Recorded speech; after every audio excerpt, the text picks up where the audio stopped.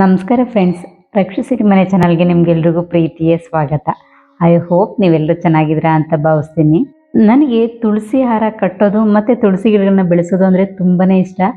Of course ಎಲ್ರಿಗೂ ಕೂಡ ತುಳಸಿ ಗಿಡನ ಬೆಳೆಸೋದು ಅಂದರೆ ತುಂಬ ಇಷ್ಟ ಆಗುತ್ತೆ. ಪ್ರತಿಯೊಬ್ಬರ ಮನೆ ಮುಂದೆನೂ ಕೂಡ ಒಂದು ತುಳಸಿ ಗಿಡ ಇದ್ದೇ ಇರುತ್ತೆ. ನನಗೆ ಈ ತುಳಸಿ ಹಾರನ ಕಟ್ತಾ ಇತಿಹಾಸದ ಪ್ರಕಾರ ತುಳಸಿ ಕತೆ ನನಗೆ ನೆನಪಾಯಿತು. ನಮ್ಮ ಹಿಂದೂ ಸಂಪ್ರದಾಯದಲ್ಲಿ ತುಳಸಿ ಗಿಡಕ್ಕೆ ವಿಶೇಷವಾದ ಸ್ಥಾನಮಾನ ಇದೆ. ಬಹುತೇಕ ಪ್ರತಿಯೊಬ್ಬರ ಮನೆಯಲ್ಲೂ ಕೂಡ ತುಳಸಿ ಕಟ್ಟೆ ಇದ್ದೇ ಇರುತ್ತೆ, ಇಲ್ಲ ಅನ್ನೋ ಮಾತೇ ಇಲ್ಲ. ಪ್ರತಿದಿನ ತುಳಸಿಗೆ ಪೂಜೆ ಮಾಡಲಾಗುತ್ತೆ. ಆದರೆ ತುಳಸಿನ ಯಾಕೆ ದೇವಿಯಾಗಿ ಪೂಜೆ ಮಾಡ್ತೀವಿ ಮತ್ತು ಅದರಿಂದ ಇರುವಂಥ ಇತಿಹಾಸ ಏನು ಅನ್ನೋದನ್ನು ಇವತ್ತಿನ ವಿಡಿಯೋದಲ್ಲಿ ತಿಳ್ಕೊಳ್ಳೋಣ. ಅದಕ್ಕೂ ಮುಂಚೆ ಫ್ರೆಂಡ್ಸ್, ನೀವಿನ್ನೂ ನನ್ನ ಚಾನಲ್ನ ಸಬ್ಸ್ಕ್ರೈಬ್ ಮಾಡದೆ ನೋಡಿದರೆ ಪ್ಲೀಸ್ ಚಾನಲ್ನ ಸಬ್ಸ್ಕ್ರೈಬ್ ಮಾಡಿ ನೋಡಿ. ಇದರಿಂದಾಗಿ ನನಗೆ ಹೊಸ ವಿಡಿಯೋಸ್ ಹಾಕಲಿಕ್ಕೆ ನೀವು ಎಂಕರೇಜ್ ಮಾಡ್ದಂಗೆ ಆಗುತ್ತೆ.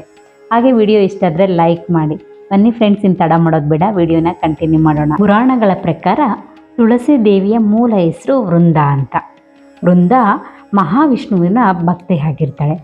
ಆಕೆ ಅತ್ಯಂತ ಪತಿವ್ರತೆ ಮತ್ತು ಧರ್ಮನಿಷ್ಠೆಯುಳ್ಳ ಮಹಿಳೆಯಾಗಿರ್ತಾಳೆ. ತುಳಸಿ ದೇವಿಯ ಕಥೆಯು ತುಂಬ ಮಹತ್ವವಾಗಿದ್ದು ಇದನ್ನು ವಿವಿಧ ಪುರಾಣಗಳಲ್ಲಿ ವಿಭಿನ್ನ ರೀತಿಗಳಲ್ಲಿ ಹೇಳಲಾಗಿದೆ. ಪುರಾಣಗಳ ಪ್ರಕಾರ ವೃಂದ ಬಾಲ್ಯದಿಂದಲೂ ಮಹಾವಿಷ್ಣುವಿನ ಪರಮ ಭಕ್ತೆಯಾಗಿರ್ತಾಳೆ. ಅವಳು ಪ್ರತಿದಿನ ವಿಷ್ಣುವಿನ ನಾಮಸ್ಮರಣೆ, ಪೂಜೆ ಮತ್ತು ಧ್ಯಾನವನ್ನು ಮಾಡ್ತಾ ಇರ್ತಾಳೆ. ಅವಳ ಭಕ್ತಿ ಎಷ್ಟಿತ್ತು ಅಂದರೆ ದೇವತೆಗಳು ಕೂಡ ಅವಳನ್ನ ಗೌರವದಿಂದ ಕಾಣ್ತಾ ಇರ್ತಾರೆ. ವೃಂದ ಬೆಳೆದಂತೆ ಸೌಂದರ್ಯ ಮತ್ತು ವಿನಯದಿಂದ ಕೂಡಿರ್ತಾಳೆ ಮತ್ತು ತುಂಬ ಧರ್ಮನಿಷ್ಠೆಯಲ್ಲಿ ಶ್ರೇಷ್ಠಳಾಗಿರ್ತಾಳೆ. ಇನ್ನು ತುಳಸಿಯ ಪತಿಯಾಗಿದ್ದ ಜಲಂಧರ ಕಥೆಯನ್ನು ನಾವು ತಿಳ್ಕೊಳ್ಳೋಣ.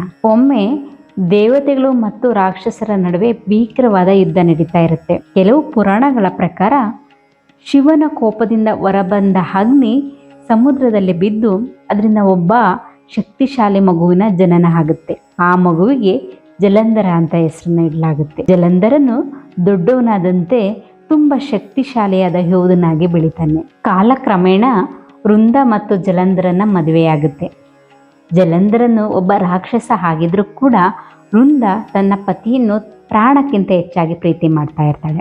ಅವಳು ತುಂಬ ನಿಷ್ಠೆಯಿಂದ ಪತಿವ್ರತ ಧರ್ಮವನ್ನು ಪಾಲಿಸ್ತಾ ಇರ್ತಾಳೆ. ಅವಳ ಪತಿವ್ರತ್ಯದ ಶಕ್ತಿಯಿಂದ ಜಲಂಧರನಿಗೆ ಅಸಾಧಾರಣವಾದಂಥ ಒಂದು ಬಲ ದೊರಕಿದಂತಾಗಿರುತ್ತೆ. ಜಲಂಧರನ ಶಕ್ತಿ ದಿನದಿಂದ ದಿನಕ್ಕೆ ಜಾಸ್ತಿ ಆಗ್ತಾನೆ ಹೋಗುತ್ತೆ. ಅವನು ದೇವತೆಗಳನ್ನು ಸೋಲಿಸ್ಲಿಕ್ಕೆ ಪ್ರಾರಂಭನ ಮಾಡ್ತಾನೆ. ಸ್ವರ್ಗಲೋಕವನ್ನ ತನ್ನ ವಶಕ್ಕೆ ತಗೋಬೇಕು ಅನ್ನೋ ಪ್ರಯತ್ನವನ್ನು ಕೂಡ ಮಾಡ್ತಾನೆ. ಇಂದ್ರ ಸೇರಿದಂತೆ ಅನೇಕ ದೇವತೆಗಳು ಅವನಿಗೆ ಸೋತು ಸಂಕಷ್ಟಕ್ಕೆ ಸಿಲುಕ್ತಾರೆ. ಕೊನೆಗೆ ಎಲ್ಲರೂ ಕೂಡ ಶಿವ ಮತ್ತು ವಿಷ್ಣುವಿನ ಬಳಿ ಸಹಾಯಕ್ಕಾಗಿ ಹೋಗ್ತಾರೆ. ಭಗವಾನ್ ಮಹಾಶಿವನು ಜಲಂಧರನ ವಿರುದ್ಧ ಯುದ್ಧಕ್ಕೆ ಇಳಿತಾರೆ. ಯುದ್ಧವು ಹಲವು ವರ್ಷಗಳ ಕಾಲ ನಡೆಯುತ್ತೆ. ಆದರೆ ಜಲಂಧರನ ಸೋಲಿಸ್ಲಿಕ್ಕೆ ಯಾರಿಂದಲೂ ಕೂಡ ಸಾಧ್ಯ ಆಗಲ್ಲ. ಯಾಕಂದರೆ ಅವನ ಹಿಂದೆ ವೃಂದಾಳ ಪತಿವ್ರತ ಶಕ್ತಿ ಇತ್ತು.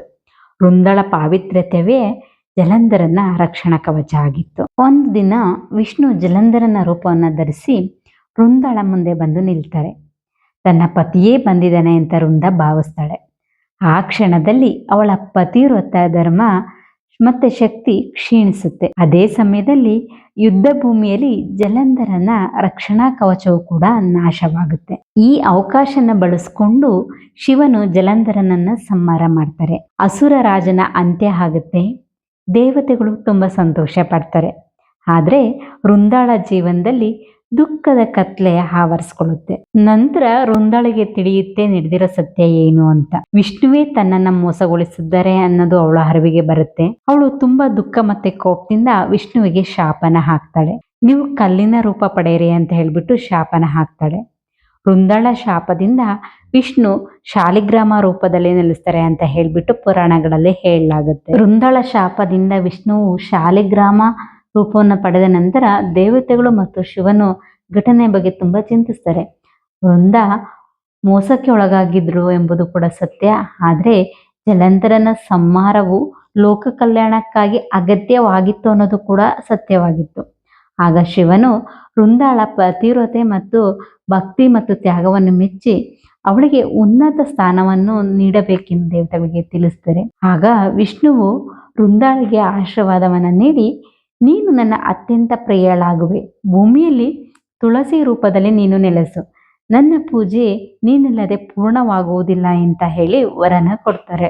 ನೀನು ಭಕ್ತರಿಗೆ ಮೋಕ್ಷ ಮತ್ತು ಪುಣ್ಯವನ್ನ ನೀಡುವೆ.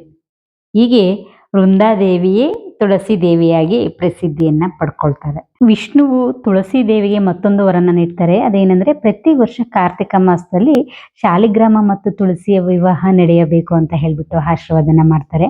ಅದಕ್ಕಾಗಿನೇ ಇಂದಿಗೂ ಕೂಡ ತುಳಸಿ ವಿವಾಹ ಆಚರಣೆಯಲ್ಲಿದೆ. ಜೊತೆಗೆ ತುಳಸಿ ಒಂದು ಆಯುರ್ವೇದಿಕ ಮದ್ದು ಅಂತ ಹೇಳಿದ್ರು ಕೂಡ ತಪ್ಪಾಗಲ್ಲ. ಹಿಂದೆ ನಮ್ಮ ಪೂರ್ವಜರು ಬಹಳ ಹಿಂದೆ ತಿಳ್ಕೊಂಡಿದ್ರು ತುಳಸಿನಲ್ಲಿ ಔಷಧೀಯ ಗುಣಗಳಿದೆ ಅಂತ ಹೇಳ್ಬಿಟ್ಟು. ಇದು ರೋಗ ನಿರೋಧಕ ಶಕ್ತಿನ ಹೆಚ್ಚಿಸಕ್ಕೆ ಸಹಾಯ ಮಾಡುತ್ತೆ. ಶೀತ ಮತ್ತು ಕೆಮ್ಮು ಇದ್ರೆ ಇದನ್ನ ಸೇವಿಸಿದ್ರೆ ಕಡಿಮೆ ಆಗುತ್ತೆ. ವಾತಾವರಣದಲ್ಲಿ ಶುದ್ಧ ಗಾಳಿ ಸಿಗುತ್ತೆ. ನಾವು ಎಲ್ಲಿ ತುಳಸಿ ಗಿಡ ಇರುತ್ತೋ ಅಲ್ಲಿಯೇ ವಾತಾವರಣ ಶುದ್ಧವಾಗಿರುತ್ತೆ. ಮತ್ತೆ ತುಳಸಿ ಗಿಡ ನಾವು ನೋಡ್ತಿದ್ರೆ ಮನಸ್ಸಿಗೆ ಶಾಂತಿ ನೀಡುತ್ತೆ. ಅದರಿಂದ ತುಳಸಿನ ದೇವಿ ರೂಪದಲ್ಲಿ ಪೂಜಿಸೋದ್ರ ಜೊತೆಗೆ ಔಷಧೀಯ ಮಹತ್ವವನ್ನು ಹೊಂದಿರುವಂಥ ಇದು ಗಿಡ ಅಂತ ಹೇಳಿದ್ರೆ ತಪ್ಪಾಗ್ಲಾರದು. ನೋಡಿದ್ರಲ್ಲ ಫ್ರೆಂಡ್ಸ್, ತುಳಸಿ ದೇವಿಯ ಕಥೆ ನಮಗೆ ಭಕ್ತಿ, ನಿಷ್ಠೆ, ಧರ್ಮ ಮತ್ತು ತ್ಯಾಗದ ಮಹತ್ವವನ್ನು ತಿಳಿಸುತ್ತೆ. ಒಬ್ಬ ಪತಿವ್ರತೆ ಮಹಿಳೆಯ ಪಾವಿತ್ರತೆ ಎಷ್ಟೊಂದು ಶಕ್ತಿಶಾಲಿಯಾಗಿರ್ಬೋದು ಅನ್ನೋದು ನಮಗೆ ತಿಳಿಸುತ್ತೆ. ಅದಕ್ಕಾಗಿ ಇಂದಿಗೂ ಕೂಡ ಪ್ರತಿಯೊಬ್ಬರು ಕೂಡ ತಮ್ಮ ಮನೆಯ ಮುಂಭಾಗದಲ್ಲಿ ತುಳಸಿ ಗಿಡವನ್ನ ಇಟ್ಟು ದೇವಿಯ ರೂಪದಲ್ಲಿ ಪೂಜೆನ ಮಾಡ್ತಾರೆ. ತುಳಸಿ ಇರುವ ಮನೆ ಪವಿತ್ರ, ತುಳಸಿ ಪೂಜೆ ಮಾಡುವ ಜೀವನವೇ ಧನ್ಯ ಎಂದು ನಮ್ಮ ಹಿರಿಯರು ಹೇಳ್ತಾರೆ. ಅದು ನಿಜನೇ ಅಲ್ವಾ? ಏನಂತೀರಾ ಫ್ರೆಂಡ್ಸ್? ಈ ವಿಡಿಯೋ ನೋಡಿದ್ಮೇಲೆ ಈ ವಿಡಿಯೋ ಇಷ್ಟ ಆದರೆ ಲೈಕ್ ಮಾಡಿ ಮತ್ತು ಶೇರ್ ಮಾಡಿ. ನೀವು ಇನ್ನೂ ನನ್ನ ಚಾನಲ್ನ ಸಬ್ಸ್ಕ್ರೈಬ್ ಮಾಡಿದೆ ಫಸ್ಟ್ ಟೈಮ್ ನೋಡ್ತೀರಾ, ಪ್ಲೀಸ್ ಚಾನಲ್ನ ಸಬ್ಸ್ಕ್ರೈಬ್ ಮಾಡಿ ನೋಡಿ. ನೀವು ಸಬ್ಸ್ಕ್ರೈಬ್ ಮಾಡಿ ವಿಡಿಯೋನ ನೋಡೋದ್ರಿಂದ ನನಗೆ ಹೊಸ ಹೊಸ ವಿಡಿಯೋಸ್ ಹಾಕ್ಲಿಕ್ಕೆ ಎಂಕರೇಜ್ ಮಾಡ್ದಂಗೆ ಆಗುತ್ತೆ.